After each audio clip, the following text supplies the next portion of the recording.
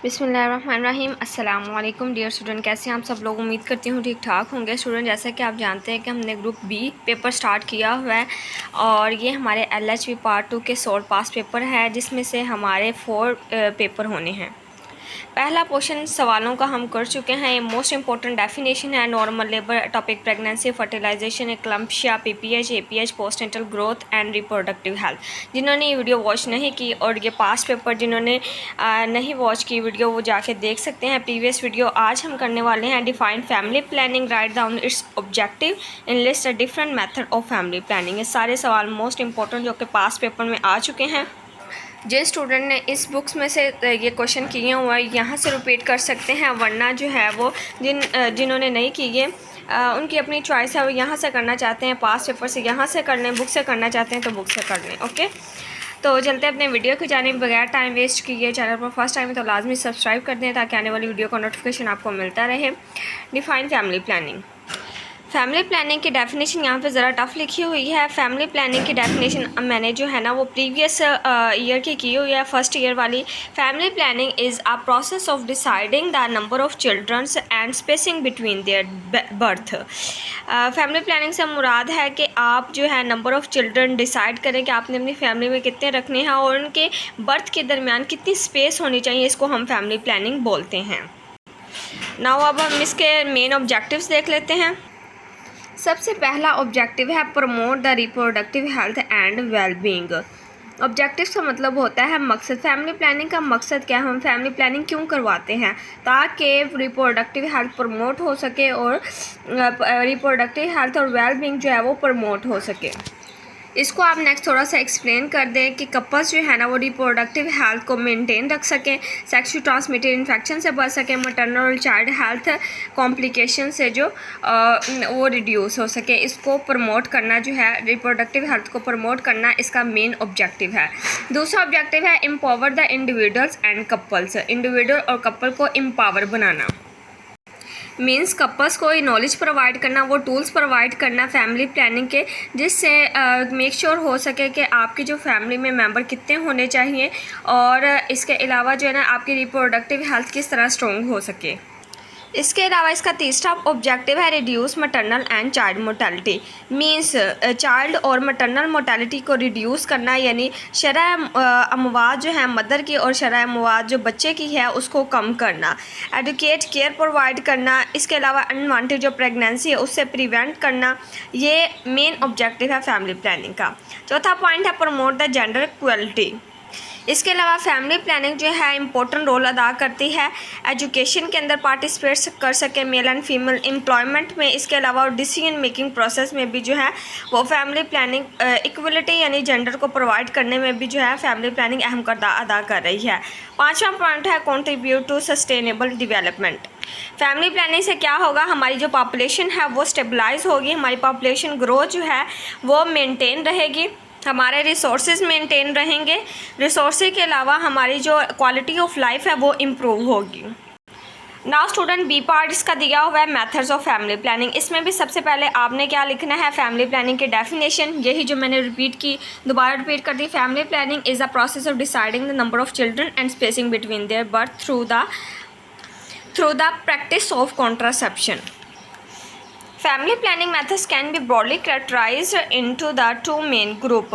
दो main group के अंदर फैमिली प्लानिंग को कैरेक्टराइज किया गया है, यानी इसकी दो कैटेगरीज़ हैं। सबसे पहले हमने डेफिनेशन लिख लेनी है, ठीक है। 5 नंबर का हमारा ये सवाल है और दूसरी जो चीज़ आपने लिखनी है वो कॉन्ट्रासेप्शन के बारे में बताना है। Contraception is the use of method to prevent pregnancy.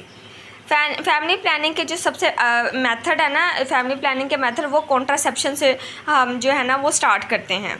अब कॉन्ट्रासेप्शन को समझे। कॉन्ट्रासेप्शन ऐसी चीज़ें होती हैं, ऐसे मेथड्स होते हैं जो कि प्रेगनेंसी को प्रिवेंट करते हैं। स्टूडेंट, मैंने ये सवाल जो है वो बुक से किया हुआ है, तो आपकी चॉइस है, आपने यहाँ से करना है, यहाँ से कर लें। लेकिन ये आप मिनी नोट्स भी बने हुए, इससे आपको ज़्यादा हेल्प हो जाएगी कि आपको जो है ना अच्छा से एक मेथड मिल जाएगा, आपने ये सवाल अटैम्प्ट किस तरह करना है। डेफिनेशन होगी, उसके बाद आपने कॉन्ट्रासेप्शन के बारे में थोड़ा सा बता देना है, ठीक है। फिर आ जाना है मेथड ऑफ कॉन्ट्रासेप्शन। मेथड आपको बता चुकी हूँ कि दो कैटेगरी में इसको डिवाइड किया है। एक होता है रिवर्सिबल कॉन्ट्रासेप्टिव मेथड्स और एक होता है इनरिवर्सिबल। रिवर्सिबल वो होता है जो दोबारा से जो है ना वो अपनी असल हालत में आ जाए, रिवर्स हो सके। इनरिवर्सिबल मेथड जब एक दफ़ा हमने कर लिया तो दोबारा से जो है ना वो रिवर्स नहीं हो सकता। रिवर्सिबल मेथड को हम टेम्परेरी मेथड भी बोलते हैं और रिवर्सिबल को परमानेंट मेथड भी बोलते हैं, ठीक है। नेक्स्ट हम रिवर्सिबल मेथड को जो है ना नेक्स्ट इसको डिवाइड किया हुआ है। कौन कौन से मेथड है जो कि रिवर्सिबल मेथड है। इसमें सबसे पहला मेथड है हार्मोनल मेथड, दूसरा है आईयूडी यानी इंट्रा यूट्राइन डिवाइसेस। इनरिवर्सिबल मेथड जो है वो फीमेल ट्यूबेक्टोमी और मेल वेसेक्टोमी, ये दो मेथड है जो कि परमानेंट है और ये इरिवर्सिबल है, दोबारा से रिवर्स नहीं हो सकते। इसके अलावा रिवर्सिबल मेथड है barrier method, natural family planning, ये सारे जो है मेथड रिवर्सिबल है, रिवर्स हो सकते हैं। तो अब हम इनको थोड़ा थोड़ा एक्सप्लेन कर लेते हैं। हार्मोनल मेथड कॉन्ट्रासेप्शन जो है ना किस तरह हम यूज़ करते हैं। इसके अंदर स्टूडेंट पिल्स होती हैं, पैचेस होती हैं, वजाइनल रिंग होती हैं और इम्प्लांट होते हैं जो कि हार्मोन्स रिलीज़ करते हैं जो प्रेगनेंसी को प्रिवेंट करते हैं। इसके बाद आ जाती हैं mostly use intra uterine devices IUD. These are the small T shape devices insert into the uterus that release the copper to prevent fertilization. Okay, fertilization को ये प्रिवेंट करती हैं और टी शेप डिवाइस है जो कि यूट्रस के अंदर रखी जाती है जिससे क्या होता है स्पर्म किल होते हैं। ये हाईली इफेक्टिव है, लॉन्ग लास्टिंग है और कॉन्ट्रासेप्शन इसका 5 to 10 ईयर्स है। बैरियर मेथड जो होते हैं वो मेथड हैं जो कि रुकावट पैदा करते हैं। इसमें condom, diaphragm, cervical caps and spermicides include होते हैं। इसके अलावा बैरियर मेथड जो है ना सेक्सुअली ट्रांसमिटेड इन्फेक्शन से भी हमें प्रोटेक्ट करते हैं। Natural family planning, natural family planning best method है। It involve the females menstrual cycles and independently of the fertility and infertility days. Identifying the fertility and infertile periods या days एक ही बात हुई है। नेचुरल फैमिली प्लानिंग अगर female ने करनी है तो उसमें जो है ना वो मेंस्ट्रुअल साइकिल इन्वॉल्व होगा कि आपका मेंस्ट्रुअल साइकिल कितने दिनों का है और आपके फर्टाइल और इनफर्टाइल पीरियड्स कौन से हैं, इसके बारे में आपको आइडेंटिफाई होना बहुत ज़रूरी है। जैसे कि 12, 14, 16 दिन जो है वो फर्टिलिटी डेज है, तो इसमें आप जो है वो कोपुलेशन से अवॉइड करें। Couples do not intercourse during the fertile periods to prevent pregnancy. अब हम स्टूडेंट देख लेते हैं irreversible methods. Once you use it you don't resolve it. इसमें दो मेथड है, ट्यूबेक्टोमी और वैसेक्टोमी। ट्यूबेक्टोमी जो है फीमेल स्टेरिलाइजेशन है और वैसेक्टोमी मेल स्टेरिलाइजेशन है। ट्यूबेक्टोमी किस तरह करते हैं डेफिनेशन देख लेते हैं। इसको हम ट्यूब लाइगेशन भी बोलते हैं। दिस प्रोसेस इन्वॉल्व्स कटिंग और tying the fallopian tube to prevent egg from reaching the sperm. इसमें हम फ्लोपियन ट्यूब को या कट कर देते हैं या टाई कर देते हैं, बांध देते हैं ताकि जो है प्रेगनेंसी ना हो, स्पर्म जो है वो एग तक ना पहुंच सके। वैसेक्टोमी में क्या होता है, दिस प्रोसीजर इंक्लूड्स कटिंग और ceiling wall difference which prevent the sperms from reaching the semen.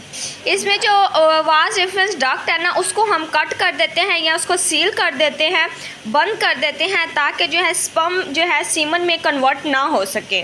तो ये प्रोसेस जो है वो वैसेक्टोमी कहलाता है। नेक्स्ट इंशाल्लाह स्टूडेंट हम करेंगे breast feeding. Briefly write down its types and write down the advantages of breast feeding. Okay, और इसके बाद हमारा चौथा सवाल है और बी पार्ट रह जाएगा minor alignments in the newborn baby. आप भी बुक से सर्च कीजिएगा कि आपको वहाँ से इजी लगे तो वहाँ से ज़रूर बताइए कमेंट करके। और इसके अलावा B part antenatal care, most important first year में भी आया हुआ और उसके एम और ऑब्जेक्टिव एंटीनेटल केयर के मस्ट आपने याद करके जाने हैं। Thank you so much for watching my video. Next video तक के लिए अल्लाह हाफिज़।